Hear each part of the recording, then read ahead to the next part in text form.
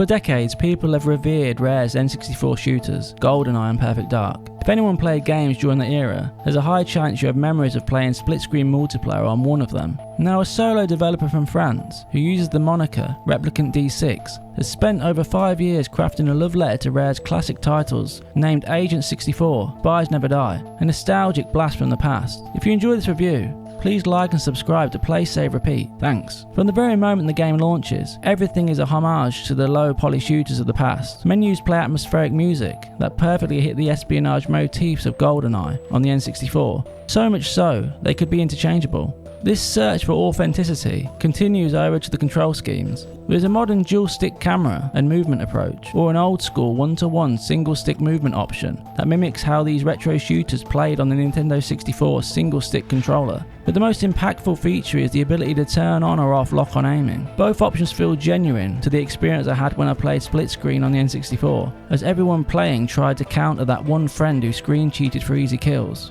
Outside of control schemes, Agent 64 Spies Never Die has an expansive suite of game modes, a story campaign with side contracts, a challenge mode, and offline and online arenas, all featuring some form of cooperative or competitive multiplayer. But as I do when I begin any shooter, I jumped into the campaign. Instantly, the low poly, simple textured graphics, combined with the camera work, felt like I was playing a brand new N64 shooter ripped from the late 90s, albeit with higher resolution textures, solid frame rates, and modern lighting and fog effects. But everything else is a perfect homage. Gun sway and melee chop animations feel spot on, and sound effects are era appropriate. While the gameplay and audio-visual presentation works, I felt Agent 64 would have benefited from a stronger story. The narrative sees mature secret agent John Walter come under attack from a nefarious organisation. While it's a voiceless story told through subtitles, I found the writing to be one of the weaker elements that focused on tropey archetypes. Although personally, I would have liked a better story and characters, I realise most people don't play this kind of game for a deep narrative experience. It's more of a vehicle to visit different locations and try out the suite of weapons before jumping into the other modes. But I did appreciate how the briefings in the menus expanded on the objectives, and the 3D models showed weapons and gear in more detail. Agent 64's story contains 14 missions that can only be accessed by unlocking further story acts with ciphers. These are points earned by completing levels on each of the difficulty options, or shooting hidden masks within each level to unlock story contracts, such as time missions where you add time per enemy killed, or where you need to survive a certain time with a select weapon. Then you can spend your points to unlock access to the next batch of story missions. The best way to earn these points is replaying missions on higher difficulties. This is a place where Agent 64 excels. You can choose from either Agent, Special Agent, and 64 Agent. This is a clever thing where the medium and hard difficulties include additional objectives that force you to use different equipment or face tougher tasks, such as planting a tracker on a helicopter. Yet none of this works without nailing the gameplay. As you'd expect, you move through levels shooting enemies, and oftentimes levels become intense shooting galleries. On easy, there's little challenge, as every enemy feels like they've trained at the Stormtrooper Academy, but it allows you to become accustomed with the level and gain a feeling for how the lock-on functions, or if you disabled lock-on, how the sway of the gun impacts your shots. The first level acts as a tutorial to onboard most of the game's mechanics. It's a simple game without too many buttons. You shoot your equipped gun or melee an enemy, hold the trigger to activate manual aim to land headshots or destroy locks, equip gadgets to hack computers, use keycards to unlock doors, and reload weapons or activate planted mines, all while managing your single life bar throughout a whole level, unless you manage to find some body armor. This simplicity doesn't really come into its own until you try the higher difficulties. You quickly realise that enemies will now land hits, and you'll need to dodge, be aggressive, or wait for them to stop shooting before you attack. However, the balance is off at times, as sometimes tons of enemies will rush you, which doesn't always work well when you can die so easily. But my biggest complaint during the story was the levels where you had to escort an AI companion,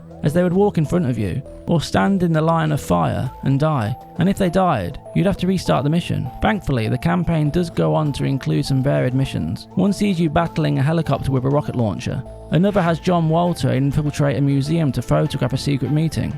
Although more could have been done to immerse you in the espionage, there were a nice break between the shooting galleries. But most of all, playing through the missions in co-op made them far more entertaining. Whether you play 2-player split screen or 4-player online, it's a fun time to try to balance both of your health bars as you complete missions. After completing the campaign, Agent 64 incentivizes you to play through the challenge mode on your own or with friends. A set of 5 groups of challenges that escalate in difficulty. Each varies in objective, location, and playstyle. Some have you killing a set number of enemies, and others have you using a set weapon without lock-on. These fine-tune your abilities while tasking you to complete the objective in a certain time in order to unlock maps, game modes for multiplayer, like control the zone and hold the briefcase, and paradox modes, which are modifications to apply, like big head mode, no reload, and dozens more.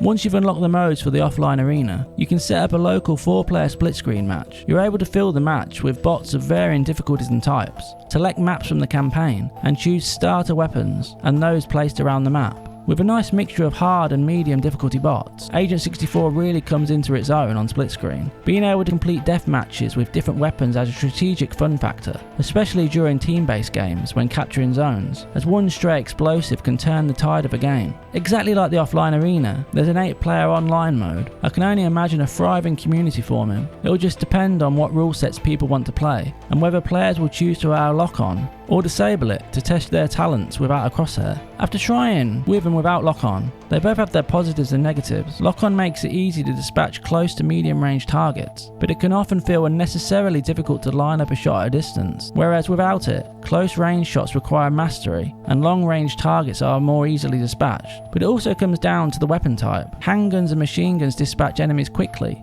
whereas the sniper rifle can be the deadliest weapon in skilled hands. There's fortunately enough weapon variety here for anyone to gain a favourite to use in all modes, but the key multiplayer components wouldn't function without solid map design. The developer has made a nice selection of multiplayer maps that use classic interconnecting designs, so there's always some kind of action taking place in a nice variety of environments. The game sees you explore offices, a castle, a nightclub, and much more. But what matters is Replicant D6 nails the retro shooter feel to create a love letter to shooters from the Goldeneye and Perfect Dark era. It might not be perfect, but it's a charming video game that's been made with real passion, and most importantly of all, it's fun. If you can overlook Agent 64's weaknesses, and especially if someone has an affinity for retro gameplay, there's more than enough modes and quality here to be worth anyone's time. 7.5 out of 10. If you enjoyed this review of Agent 64, Spies Never Die, please like and subscribe to Play, Save, Repeat and hit the notification bell. Thanks for watching. Until next time.